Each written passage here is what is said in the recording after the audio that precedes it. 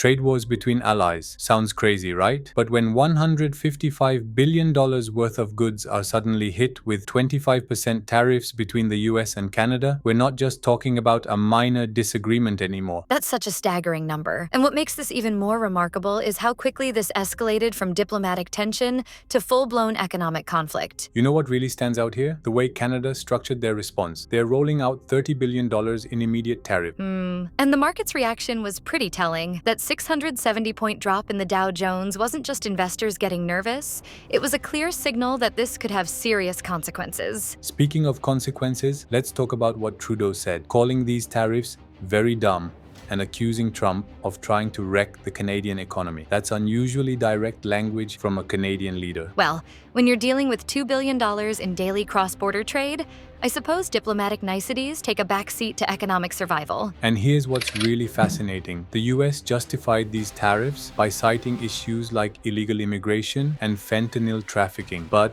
Canada has actually been one of America's strongest partners in fighting both those problems. So what do you think is really driving this decision then? Well, looking at the broader context, it seems like this is part of a larger strategy to reshape global trade relationships. But you know what's ironic? These tariffs... That's exactly what I was thinking, especially since Canada supplies about 50% of America's imported critical minerals. You can't just replace that overnight. And the timing couldn't be worse. Both countries are trying to position themselves as leaders in emerging industries like electric vehicles and renewable energy. These tariffs could seriously disrupt those plans. Not to mention the impact on existing supply chains. A single product might cross the border multiple times during production. Right, and that's why Canada's response is so interesting. They're not just implementing tariffs, they're looking at blocking American companies from government contracts and potentially restricting exports of critical resources. The regional impacts within both countries are fascinating too. How are different areas handling this? Well, in the US, border states are already reporting significant economic impacts, while some interior states seem less concerned. And in Canada, provinces like Ontario and Quebec are particularly worried about their... You know, this whole situation reminds me of how interconnected our modern economy really is. Exactly, and that's what makes this so risky. When you start a trade war